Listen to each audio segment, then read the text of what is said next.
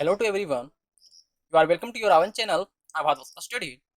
हमने ऋग वैदिक पीरियड का पार्ट वन में हम लोग देखा कि उसका इकोनॉमी कैसी थी, और भी हमने देखा कि ऋग वेदा के बारे में कुछ पढ़ा। लेकिन आज हम लोग जो डिस्कस करेंगे इसके पार्ट टू में, ऋग वेदा का पार्ट टू में हम लोग डिस्कस करेंगे इसके पॉलिटी के बारे में, पॉलिटिक स्ट्रक्चर के बारे में, और इसका सोशल डिफ्रेंसिएशन, मतलब इसका जो जो सोशल कंडीशन थी वो कैसी थी, इसके बारे में हम लोग देखेंगे। तो आइए हम लोग देखें।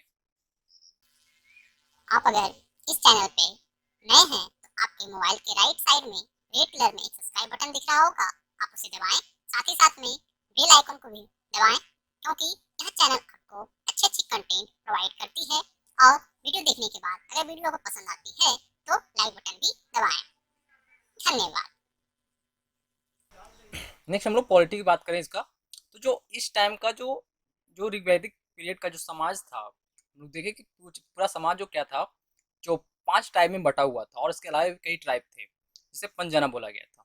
जो हर ट्राइब जो था वो अलग अलग ट्राइब, जैसे कबीला के रूप में ये लोग रहते थे, कबीलाई लोग थे। तो ये कबीले का कोई एक हेड हुआ करता था, राइट। कबीले का एक हेड हुआ करता था, और वो जो हेड हुआ करता था वो कहलाता था राजन, राइट। वो कहलाता था राजन। यहाँ राजन से मतलब कि राजा नहीं है, यहाँ कोई किंगडम और कोई एम्पायर नहीं है। क्यों? क्योंकि एम्पायर होने के लिए सबसे बड़ी बात होनी चाहिए कि वो वहाँ पे एग्रीकल्चर, मतलब यहाँ पर एग्रीकल्चर जो कि नहीं हो रही थी, तो लैंड का इंपॉर्टेंस नहीं था। लैंड का इंपॉर्टेंस नहीं था तो लोग अपने किंगडम के लिए क्यों लड़ेंगे, राइट। किंगडम उनके पास था ही नहीं। दूसरी बात, किंगडम मतलब किंगडम को बनाने के लिए सबसे पहले चाहिए उनका टैक्सेशन सिस्टम, क्योंकि पूरा जो किंगडम को चलाने के लिए जो राजन हो, जो किंग होगा, उसके पास जो इनकम ऑफ सोर्स होगी, कुछ क्या होगी, टैक्सेशन सिस्टम से ही तो क्या पूरा उसका किंगडम चलता है। लेकिन जब वैसा कोई मतलब टैक्सेशन सिस्टम ही नहीं था, वहाँ पे टैक्स नहीं लिया जाता था। टैक्स क्यों नहीं लिया जाता था? क्योंकि उस समय जो थी करेंसी नहीं थी, राइट। वहाँ का जो सोसाइटी में करेंसी नहीं था। जब करेंसी नहीं था तो टैक्सेशन सिस्टम नहीं था, और टैक्सेशन सिस्टम नहीं तो एम्पायर नहीं। किसी भी एम्पायर के लिए, किंगडम के लिए टैक्सेशन सिस्टम होना जरूरी है, जो कि नहीं था उस टाइम। करेंसी ही नहीं था तो टैक्सेशन सिस्टम नहीं होगी। तो तो उस टाइम जो किंग नहीं हुआ करता था, ओके, किंग नहीं हुआ करता था उस टाइम, जो होती थी वो सिर्फ राजन। आप एक गांव का मुखिया के रूप में ले सकते हैं, राइट, जो ना किसी पर कोई टैक्स लगाता है, ना कोई मतलब, ना किसी लैंड से उसे कोई मतलब होती है किसी क्या, और सिर्फ वहाँ पे एक चीफ, एक मुखिया के रूप में, एक चीफ के रूप में होता था, जिसे राजन बोला जाता था। और जो राजन होते थे वो क्यों होते थे?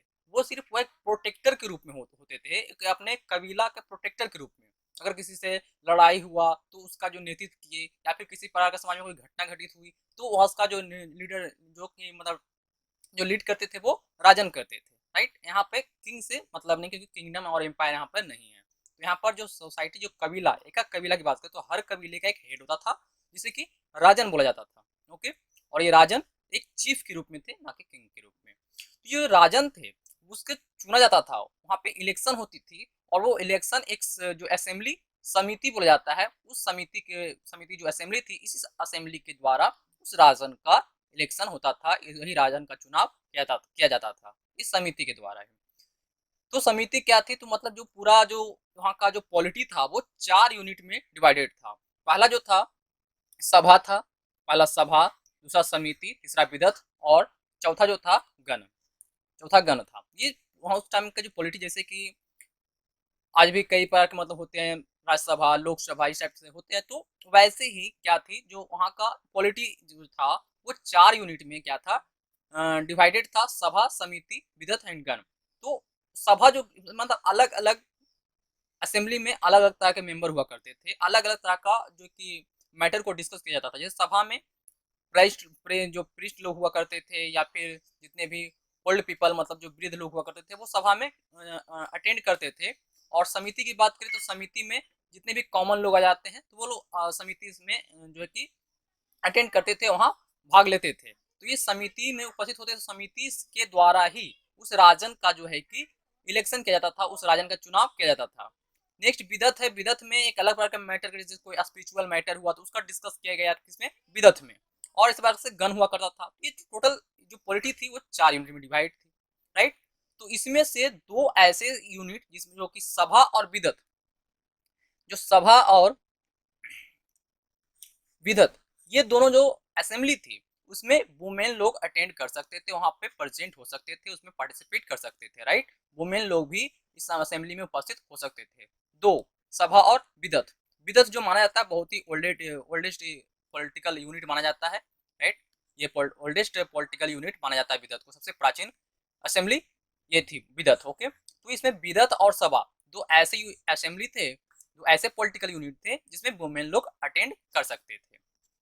और जो किंग थे, उन्हें जो सपोर्टर थे उनका, वो बहुत सारे मतलब कुछ फंक्शनरीज थे, मतलब कुछ अलग अलग तरह का फंक्शन के द्वारा उन्हें जो है कि सपोर्ट किया जाता था। लेकिन उस फंक्शनरीज में दो जो इम्पोर्टेंट थे, एक मतलब प्रेस्ट लोग थे। प्रेस्ट में जो थे वो कौन दो थे, तो विश्वामित्र थे और एक वशिष्ठ थे, राइट। विश्वामित्र और वशिष्ठ, इनके द्वारा ज्यादा सपोर्ट, वही लोग इन्हें किंग को, जो किंग कहने मतलब राजन है, जो राजन थे उन्हें एडवाइस वगैरह दिया जाता था। एडवाइस जो है, एडवाइस राजन को एडवाइस जो दिया जाता था वो विश्वामित्र और वशिष्ठ, ये दोनों जो पृष्ठ, जिसे कि पुरोहित बोला जाता था, ऋग्वैदिक काल में उसे पुरोहित बोला जाता था। तो इसके द्वारा जो सपोर्ट किया जाता था, असिस्ट किया जाता था किंग को, किंग मतलब राजन को, उन इस पुरोहित के द्वारा ही उन्हें एडवाइस दिया जाता था, और उसके बेसिस पे वो लोग वो आगे बढ़ते थे, कोई भी डिसीजन लेते थे।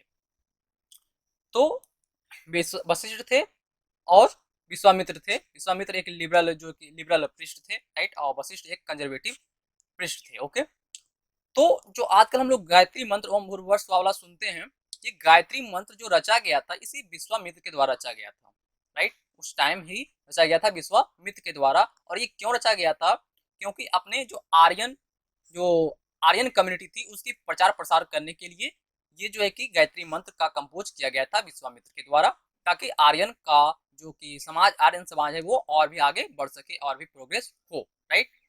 तो ये विश्वामित्र जो है कि कंपोज किए थे गायत्री मंत्र को। और इस गायत्री मंत्र को जो भी रिसाइट करता था, जो भी गाता था या सुनाता था, तो उसे समझा जाता था कि वो आर्यन से बिलोंग करते हैं, आर्यन वर्ड से बिलोंग करते हैं, मतलब ये आर्यन ही है जो भी गायत्री मंत्र को गाते या सुनाते थे, राइट। लेकिन इस गायत्री मंत्र को वुमेन लोग विमेन लोग और शूद्र लोग नहीं गा सकते थे। उन्हें ये जो है कि परमिशन नहीं था गाने की या सुनाने की। विमेन लोग को और शूद्र को, ये दोनों को परमिशन नहीं था गायत्री मंत्र को गाने या सुनाने की, राइट, उस टाइम। तो ऊपर हायर क्लास में जो थे, हायर वर्ना जो थे, वही लोग इसे गा सकते थे या सुना सकते थे। ओके, और उस टाइम राजा का हमने जैसे बात की हम लोग की, उसमें ना तो उसमें टैक्सेशन सिस्टम नहीं था, ना तो एग्रीकल्चर उतना प्रोस्पेरस थी। तो जब नहीं था उस टाइम उतना, तो राजा का इनकम भी कुछ नहीं हुआ करता था। वो लोग खुद एक आम तरह का, जो राजन होते थे वो एक आम तरह का जिंदगी वो भी जिया करते थे। ओके, लेकिन उनका रिस्पेक्ट हुआ करता था। और जब भी रिस्पेक्ट था, सोसाइटी में रिस्पेक्ट था, राजन थे, उन्हें असेंबली के द्वारा उन्हें चुना गया, तो उन्हें उनका रिस्पेक्ट हुआ करता था। लेकिन जब उनका कोई मतलब इनकम ऑफ सोर्स नहीं था, वो भी एक सिंपल आदमी की तरह ही, एक जनरल मैन की तरह ही वो भी जिया करते थे जैसे लोग जीते थे। लेकिन उनका रिस्पेक्ट होने के कारण जो लोग भी आते थे मिलने के लिए, तो उन्हें एक ऑफर दिया जाता, मतलब कुछ वॉलेंट्री और फिर कुछ प्रेजेंट देते थे उनको, कुछ उपहार या भेंट देते थे, जिससे कि क्या बोला जाता था, बाली बोला जाता था। ओके, बाली जो भी उन्हें दिया जाता था, उन्हें बाली बोला जाता था कि हाँ ये भेंट दे रहे हैं हम लोग राजन को, तो बाली। लेकिन उसका कोई नेसेसरी नहीं था कि आओगे मिलने तो बाली लेकर ही आओगे, कोई भी चीज दिया जाता था उसका कोई नहीं, मतलब ये मैंडेटरी नहीं था, राइट, ये अनिवार्य नहीं था कि आओगे मिलने तो लेकर ही आओगे। जैसे कि आज टैक्सेशन सिस्टम के लिए कोई भी काम करे उसके लिए टैक्स पे करना पड़ता है, लेकिन उस टाइम वैसा नहीं था। कोई भी अपने जो है कि खुशी से अगर आता थे तो वो उनके लिए कुछ ऑफरिंग, मतलब कुछ जो है कि भेंट लेकर आते थे, जिन्हें कि बाली बोला जाता था। राजन को जो दिया जाता था भेंट, उन्हें बाली बोला जाता था। ओके, राजन के बाद किसी का फिर स्टेटस था सोसाइटी में, तो वो था सेनानी का, राइट। जो किसी का रैंक अगर माने, राजा के बाद किसी का नंबर आता था सोसाइटी में रिस्पेक्ट में, तो वो था सेनानी का। सेनानी का मतलब हेड ऑफ आर्मी जो हुआ करते थे। आर्मी उस टाइम जो चलती थी, उनके जो अंदर आर्मी था, वो आर्मी का हेड होता था, उन्हें सेनानी कहा जाता था। लेकिन ये जो सेनानी बोले आर्मी का बात करें हम लोग, जैसे कि आज हमारे पास क्या है कि एक स्टैंडिंग आर्मी है, मतलब सालों भर सरकार के पास वो आर्मी रहती है, चाहे वार हो या फिर ना हो। लेकिन ऋग्वैदिक पीरियड में ऐसा आर्मी सिस्टम नहीं थी। उस टाइम लोग अगर वार होते थे तो ही वो आर्मी आते थे वॉर करने के लिए, अन्यथा वो एक कॉमन मैन की तरह ही अपना जो कि जीवन जीते थे। लेकिन जब वॉर की कोई डाउट होती थी या फिर वॉर होने का या फिर वॉर होती थी, तो उस टाइम क्या होता था कि जितने भी आर्मी लोग थे वो लोग आ जाते थे लड़ाई करने के लिए। तो ये लोग आर्मी लोग थे कौन? ये कॉमन लोग ही थे जिनको स्पेशल ट्रेन किया जाता था। और ये कौन कौन से ग्रुप से आते थे, कौन कौन ट्राइब से आते थे? तो व्रत, गण, ग्राम, सवधा, ये सब जो और भी कई ग्रुप थे, ट्राइब थे, उनका उनसे ही ये लोग आते थे। आर्मी लोग उनसे ही चुनाव किया जाता था। और जब वॉर का टाइम आता था तो ये लोग अपने अपने काम को छोड़कर आ जाते थे। लेकिन स्टैंडिंग आर्मी नहीं थी उनके पास, जैसे राजन के पास ये हमेशा के लिए नहीं रहते थे, सिर्फ वॉर के टाइम ही ये लोग आते थे। क्लियर है? ये लोग सिर्फ वॉर के टाइम ही आते थे।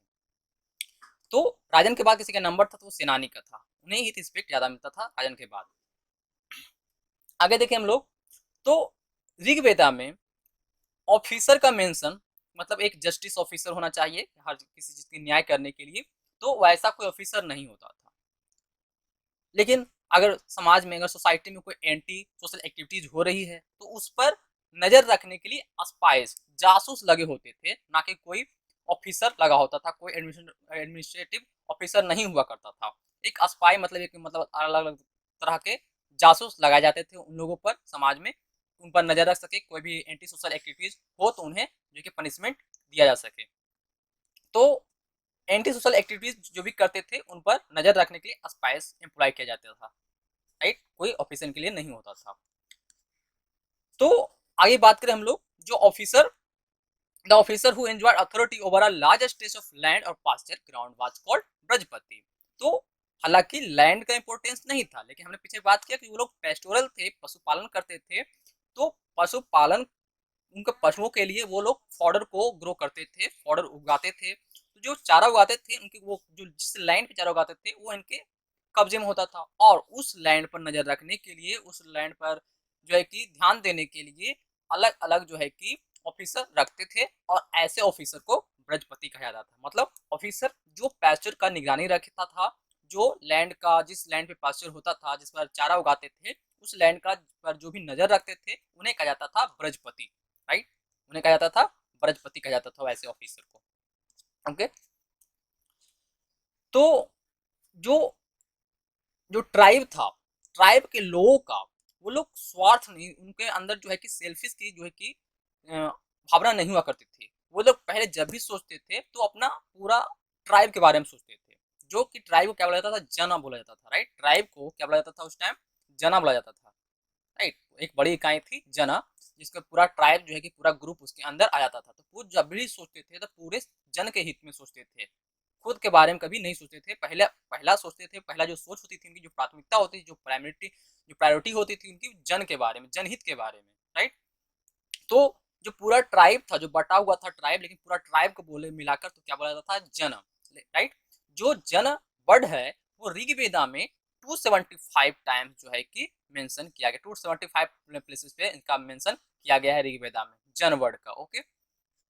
लेकिन जैसा कि हम लोग देखते हैं 6th सेंचुरी बीसी आते आते बहुत सारे जनपद, जैसे कि कौशल था, कौशल, अवंती, पंचाला, ये सब बहुत सारे क्या थे? जनपद का हम लोग को देखते हैं। मगध, ये सब जनपद के बारे में क्या होता है देखने को मिलती है, जनपद में मेंशन होती है। लेकिन उस टाइम, मतलब ऋग्वैदिक पीरियड में, जनपद वर्ड जो है कि कहीं पर भी ऋग्वेदा में देखने को नहीं मिलती है। जो वर्ड मिलती है सिर्फ जन मिलती है। राइट? तो उस टाइम जनपद नहीं हुआ करता था, सिर्फ और सिर्फ जन हुआ करता था। ओके। तो जो कि, और इसके बात करें तो जन जो थी वो अलग अलग फिर छोटे छोटे इकाइयों में बटा हुआ था। जन जो था वो विश्व में, और विश्व जो था फिर वो ग्राम में बटा हुआ था। राइट? विश्व जो था वो ग्राम में, और ग्राम जो था कुल में। मतलब आज जैसे क्या होता है, कोई भी कंट्री फिर बटा होता है स्टेट में, स्टेट फिर बटा होता है डिस्ट्रिक्ट में, फिर डिस्ट्रिक्ट बटा हुआ होता है ब्लॉक में। तो ऐसे ही क्या था, पूरा जो जन हुआ करता था, मतलब कई जन जो हुआ करता था, जन, ये बटा होता था 20 में, छोटी इकाई थी जन से 20, फिर 20 से बटा होता था ग्रामा में, फिर इससे बाद जो बटा हुआ होता था वो कुला। कुला जो थी सबसे छोटी यूनिट थी, कुला, ये सबसे छोटी यूनिट थी। कुला मतलब कि वो उसमें सभी प्रकार के जितने भी कोई एक फैमिली है उससे रिलेटेड जितने भी हों, चाहे वो डोमेस्टिक कार्य करे हो या फिर एग्रीकल्चरल वर्क से जुड़े हुए हों, तो सभी उस कुला के अंदर आते थे। कुला मिलकर फिर ग्राम बनता था और ग्राम के ग्रुप को फिर विस कहा जाता था और विस सभी मिलाकर जन बनते थे। ओके, पूरा समाज को फिर जन कहते थे। मतलब जैसे आज कंट्री स्टेट, स्टेट से फिर डिस्ट्रिक्ट में डिवाइड है, वैसे ही पूरा जन जो था वो विस में डिवाइड था, विस फिर ग्रामा में डिवाइड था, ग्राम फिर कुला में डिवाइड था। ओके, सबसे छोटी जो यूनिट थी वो कुला थी, सबसे बड़ी यूनिट जन थी।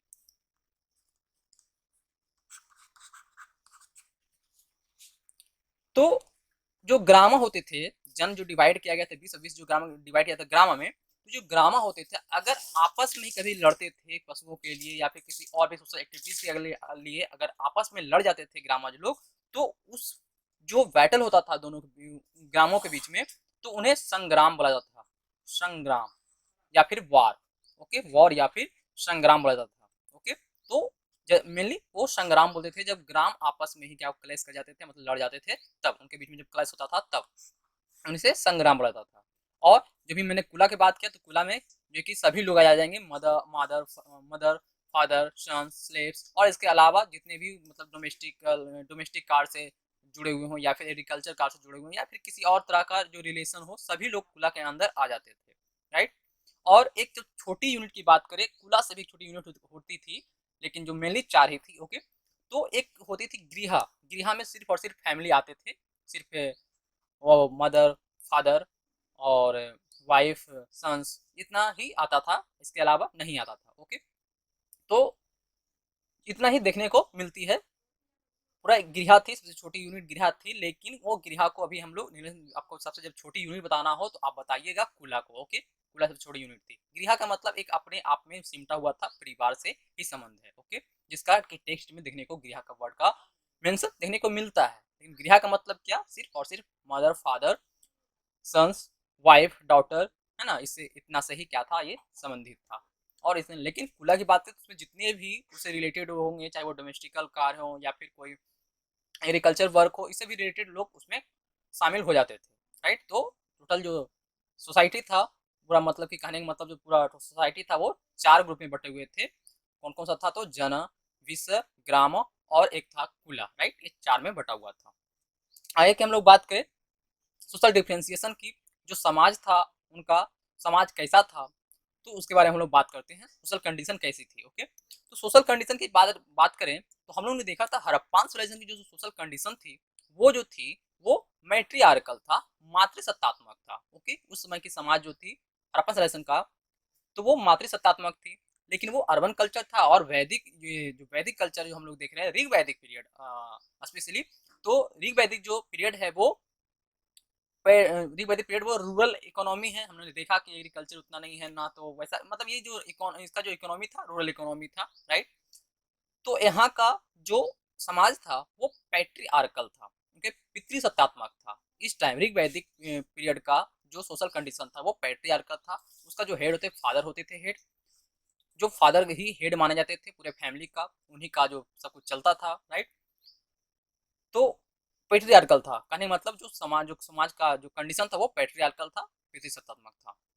लेकिन ऐसा नहीं कि वुमेन का कोई कंडीशन नहीं था, वुमेन का भी स्टेटस जो था वो ठीक था। वुमेन, क्योंकि हमने देखा अभी वुमेन जो थी वो असेंबली में पार्टिसिपेट कर रही थी, असेंबली में असेंबली को अटेंड कर रही थी। और इसके अलावा जो क्या था, क्या वो वुमेन लोग अपने हस्बैंड के साथ में सेक्रीफाइस यज्ञ में भी भाग ले सकती थी, यज्ञ भी कर सकती थी, लेकिन अपने हस्बैंड के साथ में ऐसे नहीं। राइट, वुमेन लोग हस्बैंड के साथ में सेक्रीफाइसेस मतलब यज्ञ कर सकते थे। ओके, तो जो समाज में जैसा कि आज हम लोग देखते हैं कास्ट सिस्टम कितना तरह से परिभाव बुरी तरह से जो है कि हावी हमारे समाज में हो गई है कास्ट सिस्टम, लेकिन उस टाइम ऋग वैदिक पीरियड का जो टाइम था वो वहाँ पे कास्ट सिस्टम नहीं था। कास्ट, तो पूरा जो समाज था उसके अंदर दो वो वर्ण पे आधारित थे, मतलब समाज वर्णों में बटा हुआ था। और ये वर्ण जो जो इंडिकेट किया जाता था वो किसके लिए, कलर के लिए, वो किसके लिए, कलर से।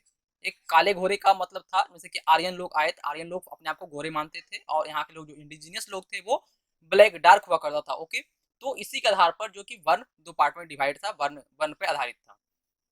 तो उसमें से एक थे आर्य वर्ण थे और दूसरा जो था वो दास वर्ण था। राइट, पूरा जो समाज था दो पार्ट में बटा हुआ थे, आर्य वर्ण दूसरा दास वर्ण। ओके, तो आर्य वर्ण जो आर्यन आए थे और दूसरा कौन सा, जो यहाँ के इंडिजिनियस थे, जिस पर या फिर बोलने का मतलब है कि जो आर्यन लोग आए और जिस पर अपना विजय पाए, जिससे बैटल हुआ और वो विजय पाए, तो वैसे लोग को जिस पर विजय पाए उनको दास बोला गया था, राइट। तो वो लोग दास वर्ण थे, और जो आर्यन थे वो आर्य वर्ण के अंतर्गत आते थे। तो ऋग्वेदा में मेंशन है दो वर्ण का, आर्य वर्ण और दास वर्ण, ओके।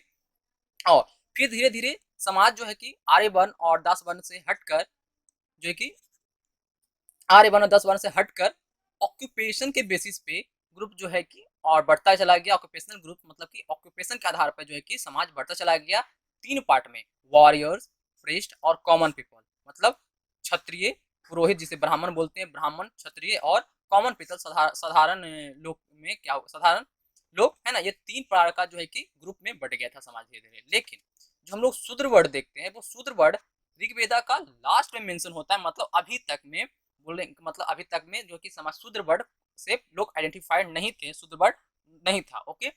लेकिन जो शूद्र वर्ड है वो फोर्थ जो डिवीजन है, ब्राह्मण, क्षत्रिय, वैश्य और शूद्र, तो जो शूद्र थे वो शूद्र वर्ड ऋग वैदिक के लास्ट में देखने को मिलती है, वो 10th बुक में, राइट। जो 10th बुक जो कि लेटेस्ट एडिशन है, ये जो कि बाद में जोड़ा गया ऋग्वेदा में, इसमें देखने को मिलती है ये शूद्र वर्ड, राइट। लेकिन शूद्र वर्ड जो कि उस टाइम नहीं थी, तो ये मतलब बोल सकते हैं हम लोग कि ऋग वैदिक जो लास्ट पीरियड मतलब लास्ट फेज में आया, लास्ट ऋग वैदिक पीरियड जो लास्ट फेज में आया, तब शूद्र का जो वर्ड देखने को मिलती है, मतलब शूद्र लोग में भी बटा हुआ समाज मिलता है। नहीं कब, जब लास्ट फेज में आया तब। और जो यहाँ वुमेन की कंडीशन की बात करें, तो वो यहाँ पर कोई भी विडो रीमैरिज की प्रथा थी, लोग पुनर्विवाह करते थे।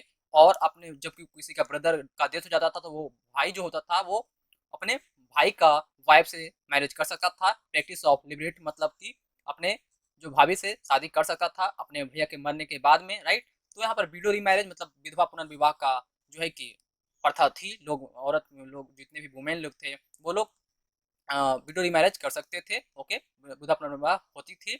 और यहाँ पर चाइल्ड मैरिज का कोई भी मेंशन नहीं मिलता है, राइट। यहाँ पर कोई भी बाल विवाह का कोई भी प्रथा देखने को नहीं मिलती है।